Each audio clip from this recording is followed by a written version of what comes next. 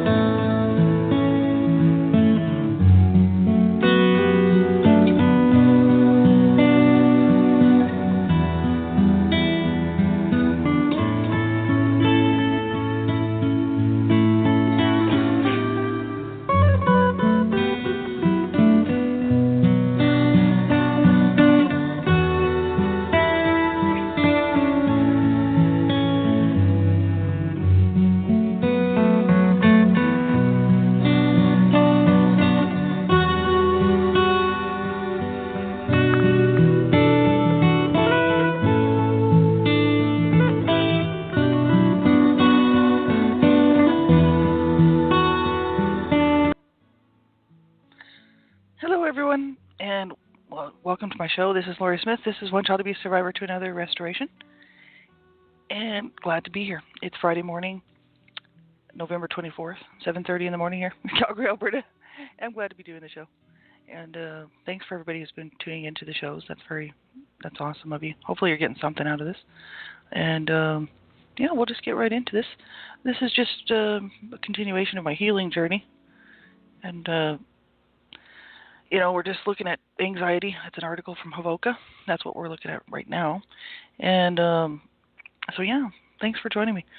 And hopefully you're having a good morning so far. My morning's going okay. I just sort of woke up. I'm actually still sort of trying to wake up here. And I'm glad it's Friday. Thank God.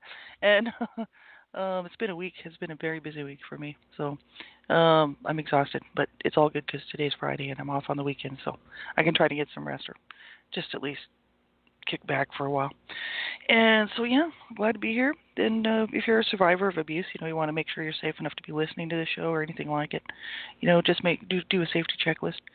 Make sure that you're safe enough that you're not going to hurt yourself or somebody else around you. That the show might not trigger you and cause you to have a horrible day, send you backward in your healing journey. Nobody wants that, right? And so material like this of any type, from anybody's shows or reading anything on the web or watching anything on TV or anything like that can trigger survivors of abuse. So you want to make sure you're safe enough to be listening. If you're not sure if you're even safe enough or what that is, you can get that information from ASCA, Adult Survivors of Child Abuse. That's a Morris Center program. And or you can grab it from Hovoka, HAVOCA, Help for Adult Victims of Child Abuse. They have a safety section there as well. And so make sure you get that information first. If you're not sure, just turn the show off and don't listen to, you don't listen to it. You wouldn't be hurting my feelings.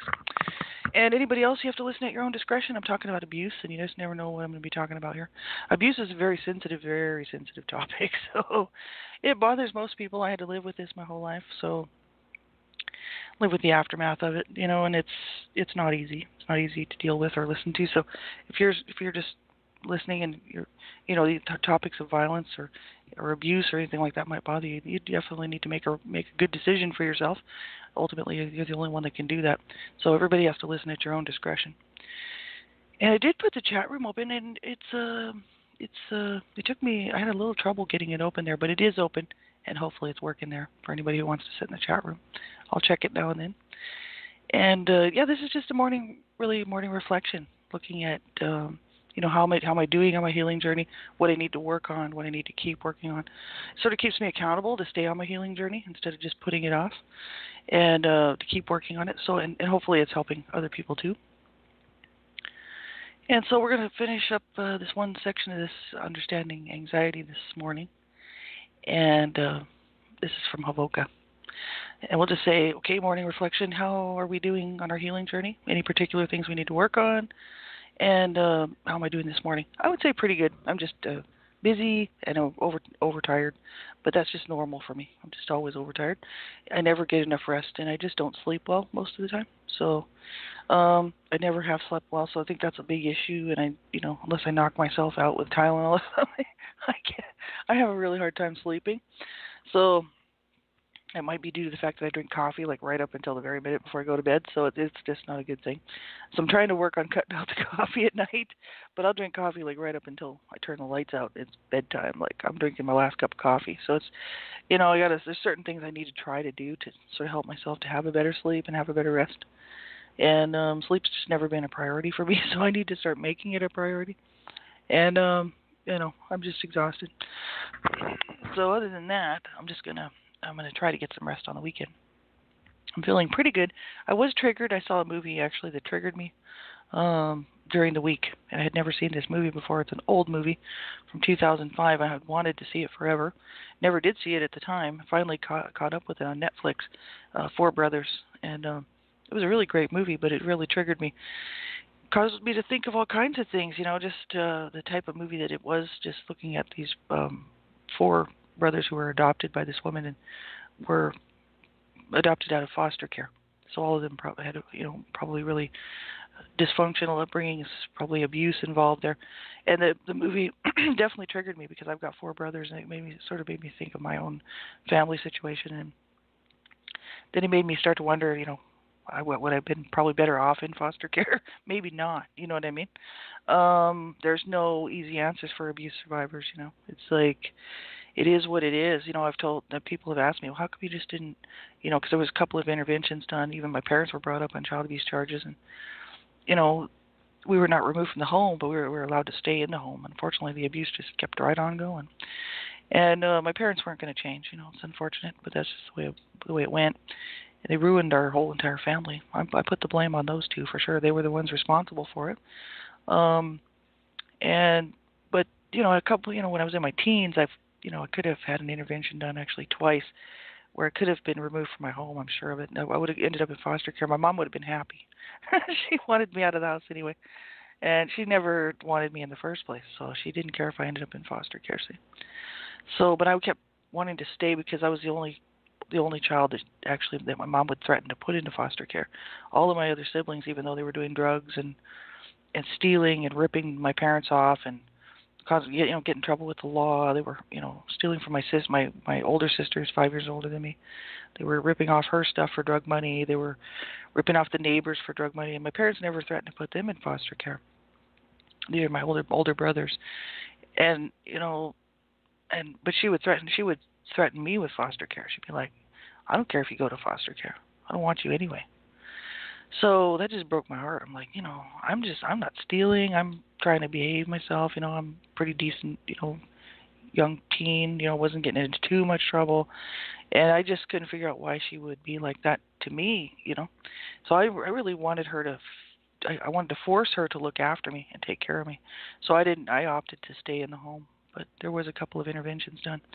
But it's just crazy, what happens to people, children who grow up in abuse and dysfunction, and the damage that it does psychologically and the problems it causes later is just unbelievable. So that movie did trigger me for sure, and I'm sure I'll be dealing with the aftermath of this trigger for a while until I can get my feelings straight on it. Brought up a lot of, it's not the movie was great. I really loved the movie, but the thing is, it brought up a lot of things that caused me to sort of think and look back at certain things and question my decision-making processes when what happened and why I made the decisions I did, and which then causes me grief because I'm thinking, well, gee, I had a better chance in a foster care system. I might have been treated decently and wanted and cared for, right? So these things are really tough, and it's hard for this introspection stuff.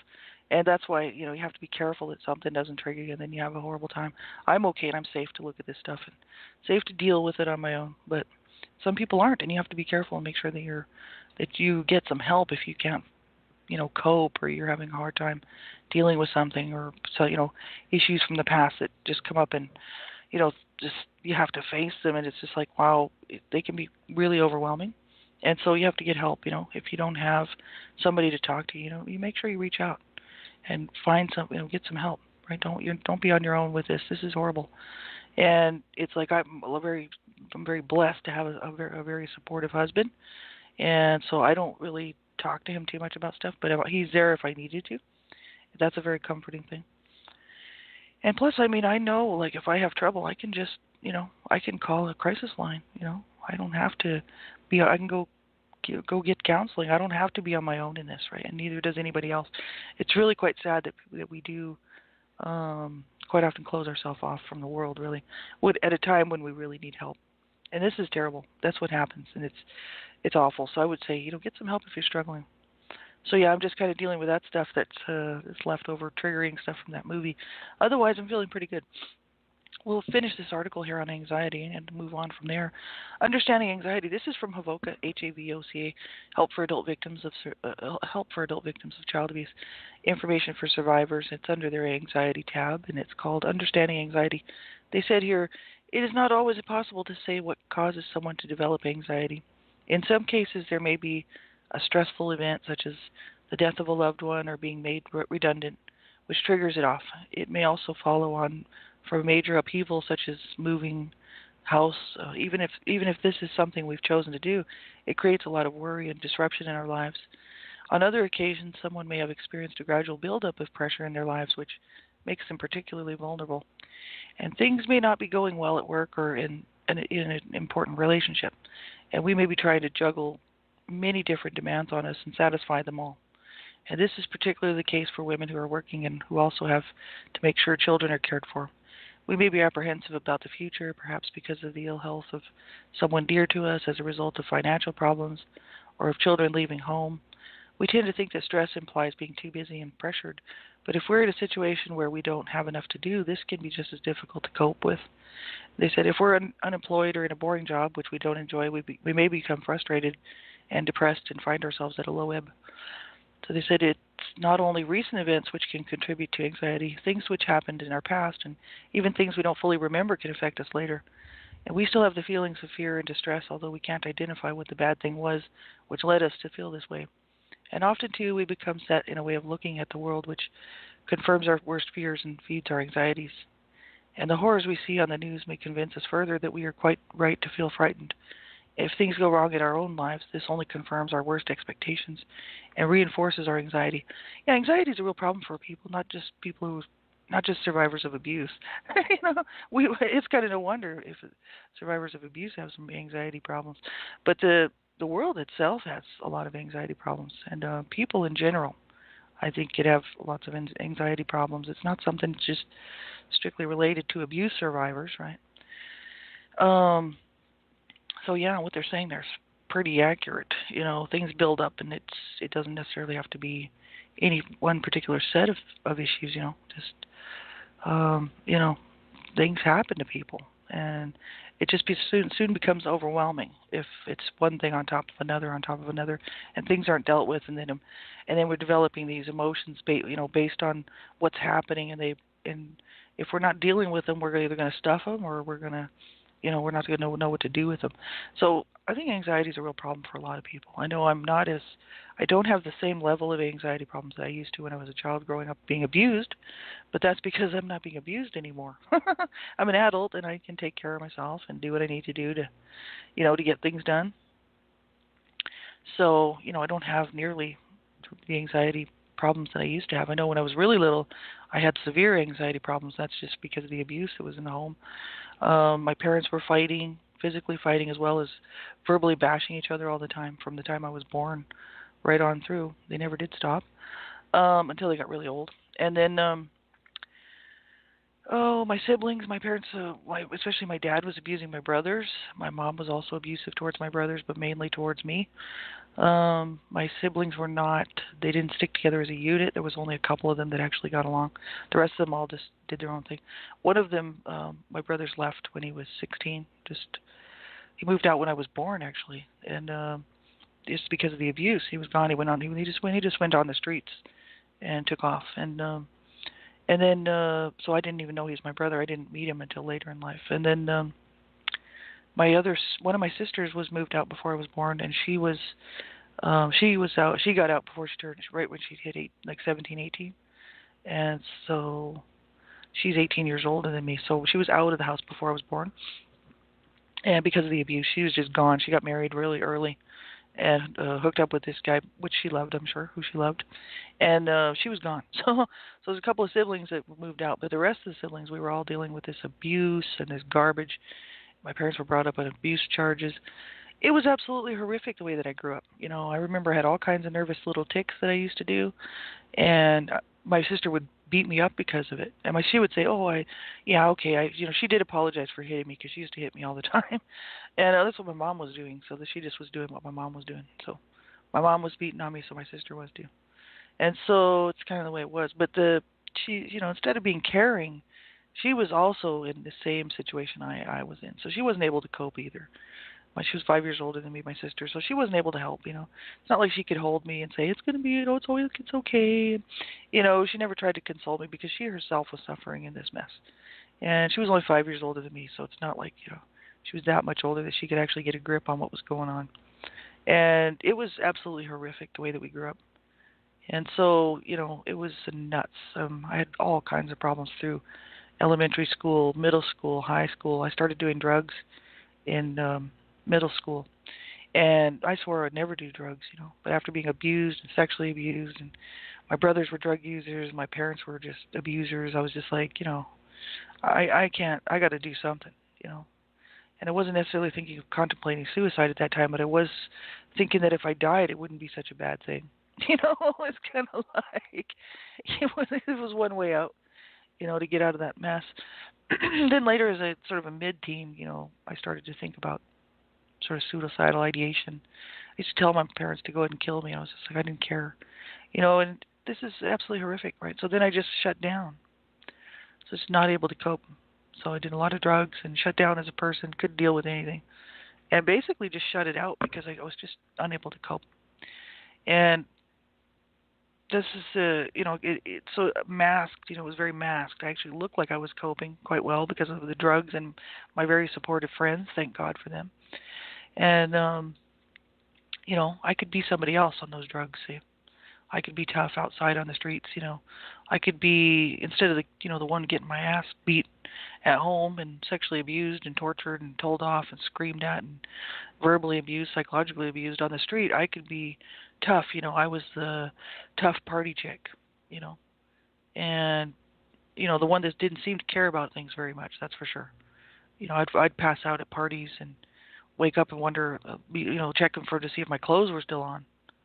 I was like, oh, thank God my clothes are still on. Because I could have been raped, I used to pass out in the middle of the street, just pass out in the gutter. Like just too much alcohol, too many drugs. I mean, I was a young kid, right? 13, 14, 16, 17, And anything could happen, I was really blessed to have people around me that were looking out for me. But I didn't care. See, that's the problem. And, people just thought I was just really crazy chick, They were just like, wow, she's nuts. Only a few people actually knew that there was really the problems that I had been suffering at home. And most everybody else was seeing this person that was just very carefree, irresponsible, and unable to just do normal life, So it took me a long time to kind of, work through that stuff. Even in my mid-20s, I had problems with suicidal ideation all the way through into my 30s, and then hit rock bottom at 42, at the age of 42, and was just thinking, this is it. I can't keep doing this. I can't keep. How many years am I going to be suffering in this, wanting to self-injure, it's got to just, something's got to give, man. That was the point where I just realized just how far gone I really was. And I was just like, oh my God, I got to get help, Like, I can't continue on like this because I'm going to end up, suicide was a real issue in my home. I grew up with a bunch of people wanting to kill themselves and trying to kill the family too. So, suicide was an option for me. And my parents were always talking about suicide. My mom was always talking about suicide. My dad was actually suicidal. My brother was suicidal and killed himself after 3 or 4 attempts. My other brother died of a drug overdose, which I know was a suicide because it was his birthday, and he was in a shelter, and I'm sure he just did way too. He just probably said, "That's it, I'm done." Because my mom, he had called and he wanted to come home for Christmas, and my mom wouldn't let him. And I think he just gave up, at the age of 30. What is it? What was he? 35. So absolutely horrific, this sort of stuff. This is not funny, what abuse does to people, and this anxiety stuff is like very difficult to get a hold of. I know for myself now that I've been on my healing journey for 10 years. It's been since 2007, really, that I started my healing journey, but the main bulk of it from 2009 on. And the work that I've been doing through that, I'd say 8 years, has really helped me out because I'm not in the same place that I was at all. So obviously something's better, you know what I mean? I still struggle, but I don't have the same amount of difficulty dealing with the emotions, dealing with the problems that I was having, because I've learned how to deal with them and learned how to cope. And so, yeah, I have bad days too. I get triggered, and things will trigger me, all kinds of things. Calendar dates, holidays. Holidays is a big one. Thinking about the family, anytime there's any mention of brothers, that just breaks my heart, because my brothers, their lives were just so screwed. One was murdered, 2 for overdose. One of my brothers is still living. He doesn't talk to me because I went public with my stuff, and he doesn't like me anyway. So whatever. But anyway, I don't know him anyway, so whatever. He moved out before I was even born, so we don't have any relationship anyway. But, he doesn't like what I'm doing. I really don't care, He was trying to be a dad to me. I'm like, I don't need another dad. I had an asshole, abusive dad. I don't need another one, that's for sure. I need a brother, like a real brother, man, who's going to hug me and hold me and tell me it's going to be okay. And help me out and help me get through this stuff. He's 16 years older than me, and, he probably figured, well, I didn't have any help, so you don't get no help. That's how my older sister was, too. Nobody helped me, so I'm not helping you. It's like, well, that's real nice. So our family was just not a family at all. It was just a war zone full of a bunch of people who hated each other. And then my sister, who's 5 years older than me, tries to pretend like we actually had a family, and it was great. And it's like, you're just screwed. You need to get help. You seriously need help. And we're all screwed, and you need help because she just lives in some weird little world, man, that's not even a reality. So this is the way it is, These sort of things can happen. So I've just learned how to deal with it, and I learned how to put things in, in perspective and priority. Certain things, I'll have to work on. I know that there's coping, ways that I can use that are very helpful for me to cope. I've learned a lot of coping skills, and which is great because I had none. I had 0 coping skills before, just drugs, drugs and alcohol. And I mean, I still want to go back to that. Even sitting around yesterday, just triggered all out, just triggered big time. And I mean, I was sitting there thinking, man, I if I had some drugs around me right now or some alcohol, I'd be doing it. Because that's my old self wanting to go back to using those coping mechanisms that never worked in the first place. Just numbing, that's not taking care of the issues, So I'm off the drugs, and I don't drink anyway. I'm not really into alcohol that much, but, I don't do drugs. I've been off the drugs since I was like 22, so that's a long time. That's like 30 years. I've been free from drug use. And do I want to go back to it? Yeah, I sure I do. It's going to be there forever. It's going to be a problem for me. That's why I don't allow myself to do these things. Just stay away from it, it'll be real easy for me to walk back into that lifestyle of passing out in the street, doing too many drugs, overdosing like my brother, and ending up dead in the morgue. Way too easy for me. That's the lifestyle that I lived for so many years when I was young and numbing the pain. But it didn't help. It was obvious. By the age of 42, that all of that stuff I never learned any proper coping mechanisms. So there's things you can do, and there's things that I can do. So we'll look at a few of these here today. There's all kinds of things we can do to help ourselves cope. There's this website. It's Irving Studios. It's called Child Abuse Survivor Monument. If you just type into your browser Irving Studios Child Abuse Survivor Monument, you go to his website, he's got a survivor tab for information for survivors of abuse. He himself is a survivor of abuse. This, what's his name? I can't remember his name now. Michael C. Irving. He's a sculptor and a therapist, and he's got a website there, and he's He's a survivor of abuse himself, and so he's got some really cool stuff there. I hope you'll go check it out. But he's got a thing on creating a safe environment in the here and now. This is stuff that we can do for ourselves if we're triggered and we're having a hard time. What we can do is, he says, choose a room or a safe area in your house where you can reassure yourself that you are safe. Rearrange the area so that it increases the sense of safety, and place objects around to assist with the sense of safety. Adjust the intensity of the lighting or placement of light to help you in knowing you're safe. So we can create a safe room for ourselves. And, if we're really struggling and having a hard time, even if we're in our own personal space in our own house, which I mean quite often that's where I'm at, so that's where I'm struggling, we can know that we're safe, right? We can create a room that actually says, I'm safe, so that when I go in there, that's my safe room, Have a portable phone to make calls if you need to. Right. Have a list of emergency and support numbers where you can see them or find them easily. That's important, especially for people who are really struggling. You got to have you got to have a backup support group, man. You really do. Put bells on doors and windows to act as a warning sound, right? Just in case you're worried about somebody coming in. Doors and windows, put bells on them. Have comforting objects around like blankets and soft toys. Have soothing and peaceful music. Put up pictures or posters that are nurturing, protective, reassuring, or empowering. I did a lot of this stuff when I was younger, without even realizing it, and also after I started my healing journey. But even before that, I used to do this protective bubble thing, and where this bubble, I would envision this bubble was around me, protecting me. Put up affirmation cards or post-its.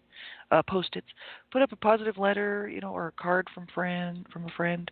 Put up certificates or awards that make you feel stronger.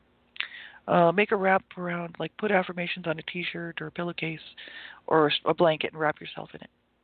And healing shield. Make a shield of images of strength and protection and hang it in a visible place. That's a good idea. Wear protection. Put on jewelry, clothing that reminds you of safety and protection. Clean clutter and chaos from your house or even just one room. Use a Walkman to feel focused in creating a private world. Avoid substance abuse, absolutely. Go to dinner or cafe that feels safe, Create a comfort kit that includes your phone list, money for a call, for emergency call or whatever, a small teddy bear, a stress ball, some sweet or some incense or something that smells nice to you, a small jar of lotion, a photo of a happy time or a friend, comfort food, whatever's going to help to keep us feeling safe and comfortable. Because, that's the thing, children who are abused, we don't, abuse survivors mainly, especially child abuse survivors, but even other survivors of abuse, you're